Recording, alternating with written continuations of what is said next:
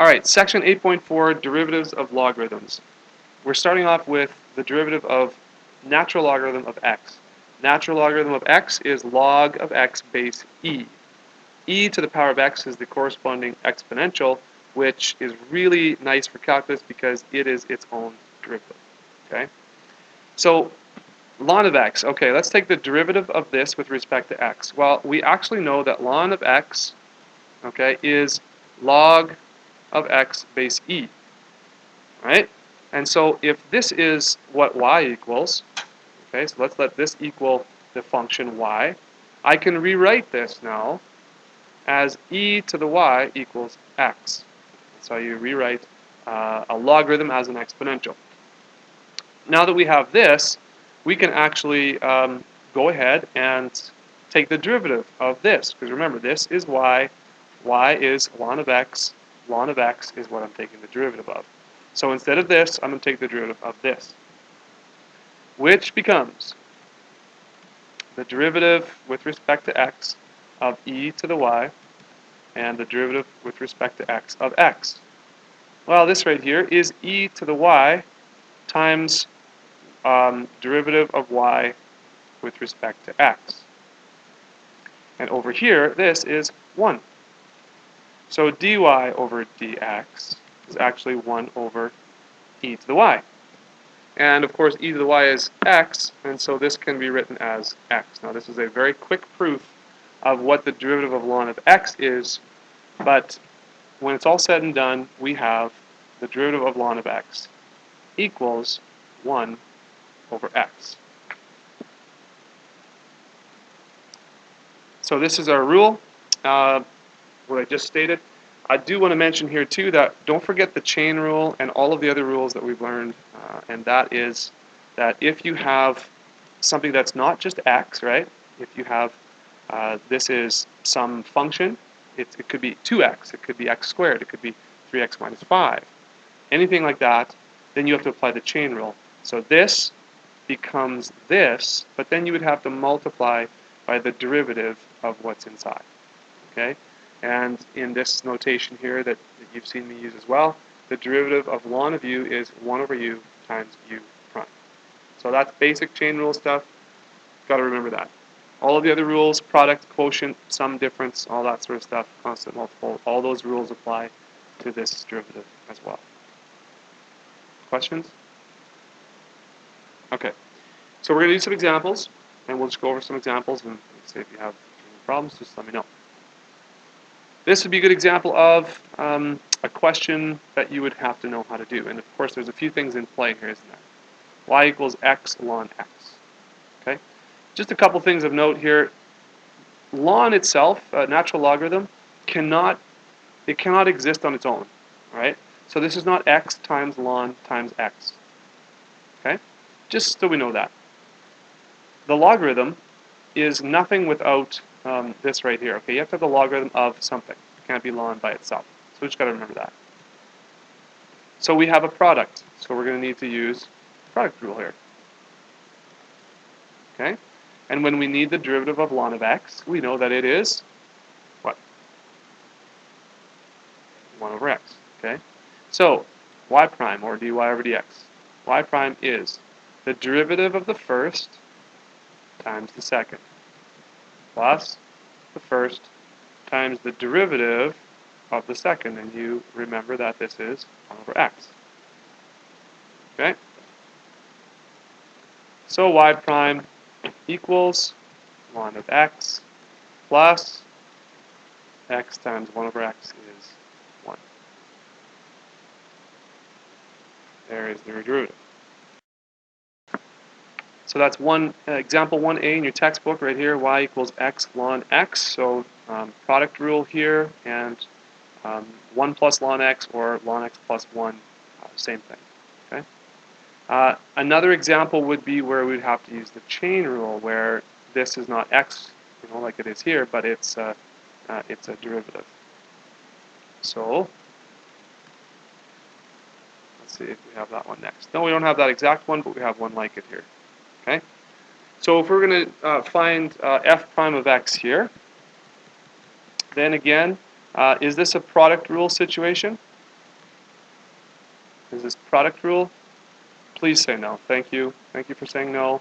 Because ln is not an entity upon itself, right? Or unto itself. It has its meaning only when there's a value, a function, or a number, or a term here, right? The ln of something. So this is one single term. But what we have to realize is this is ln of u. So the derivative is 1 over u times u prime. Chain rule. Okay? So that is 1 over cos x times, what's the derivative of cos? You guys remember that from chapter 7? Thank you. Negative sine x. Okay? Now, when we simplify this, that becomes negative sine x over cos x. Am I done? Thank you. Okay, you should keep going here, and you should realize that sine over cos is tan. So the derivative is negative tan x. Very good. All right, so what I want to show you is this, is that technically you'll see in your textbook as well that this is also true, that the derivative of ln of the absolute value of x is 1 over x. And what this really means is that if you had a positive x or if you had a negative x, the derivative will still be 1 over x. Okay? Because look at here, if this is negative x, right? This is a u, right? Negative x is u. So what you have to do is 1 over u times u prime. And so that always negates the negative there, so it's positive here. And it's actually a negative divided by a negative or positive here. So it means that, this means right here, that if x is either positive or negative, the derivative is still 1 over x. So don't let that confuse you, but on page 379 you'll see that, and you'll go, whoa, where did absolute value come into the whole situation here? But anyway, so that's that. Questions?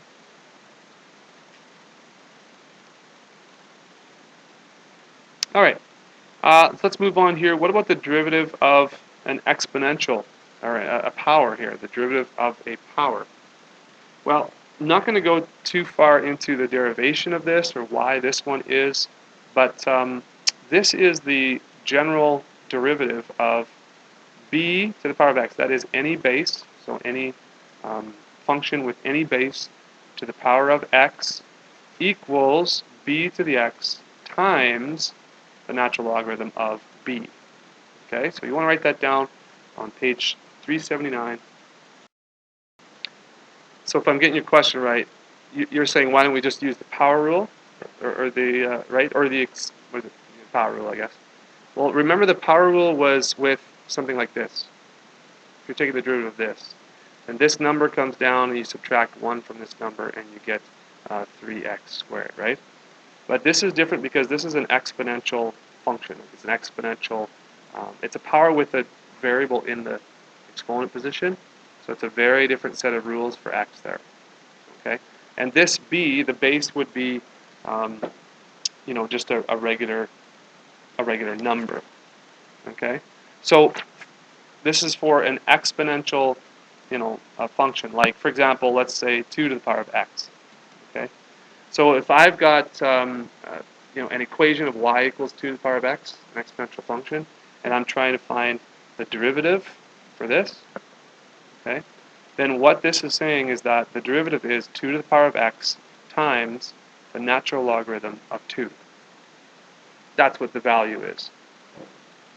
So you can find the slope of the tangent line at any x value by plugging the x value into the exponent position here. Okay? So it's a little bit different than this. It's a good question, but yes, it looks very similar, but you can't use the power rule because then you'd have you'd have x times b to the x minus 1, right? Which you can't just do all that with the variable. Different set of rules, and it doesn't actually work out. Okay?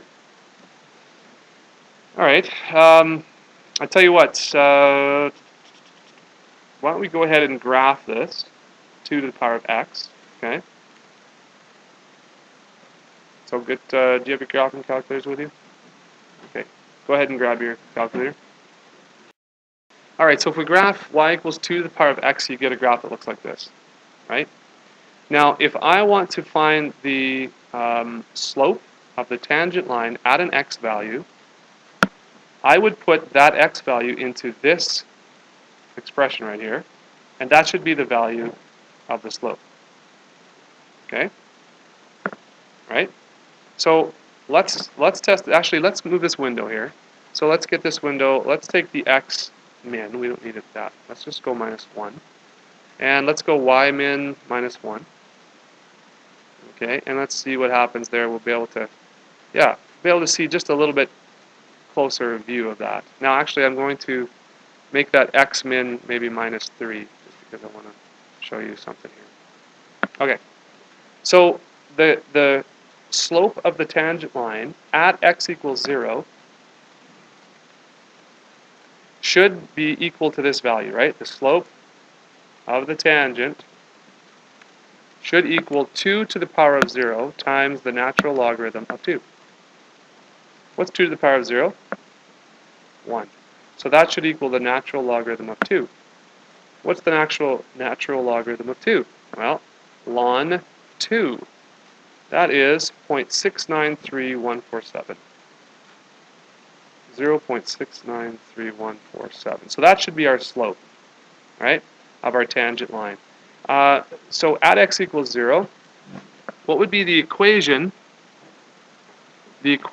of this tangent line? Well, if the slope equals this, what is the y-intercept? If x equals 0, the y-intercept should be 1, so b equals 1. So what is the equation of the line? Y equals mx plus b, 0.693147 x plus b plus 1. Should that be the equation there? If this slope is right, we should be drawing a pretty good tangent line with this equation. Right? So that's just a bit awkward. I ran out of space there. But if I just move that over, down a bit more, okay, plus 1. And I tell you what, why don't we try this? Let's put this in our calculator and graph it simultaneously, and see if we're anywhere near, close to the tangent line at x equals 0. So if we put this into our calculator, y equals 0.693147 times x plus 1, and we graph that, there we go. There is our exponential function, and here is our straight line. And that looks pretty good. It looks just like a tangent line there, so the slope looks about right. We could zoom in there and check it out a little bit closer too. But I want to show you a different way that this is true and why this is believable. And I'll just erase some things here. Okay, so we'll get rid of this for now. We kind of tested that out. Do you know what I'm going to do? I'm going to change the base here. What base do you think I should change it to? To make this real easy. What's the nice base that we've been talking about here? Sorry? 10? No, not 10. I heard it. E. E to the power of x. So what's the derivative of e to the power of x? The derivative of e to the power of x is e to the power of x. So what happens if we actually use this rule here, or this statement? Well, that would be this. E to the x times ln of e. Now, let's see. What's the ln of e again? Oh, yeah. E to the power of 1 equals e. So ln of e is 1. So guess what we have? We have this equals itself times 1. So it works with e. And as a matter of fact, we just kind of checked out that base of 2 as well, and it seemed to work pretty good there too. So here's your derivative of an exponential function. Questions?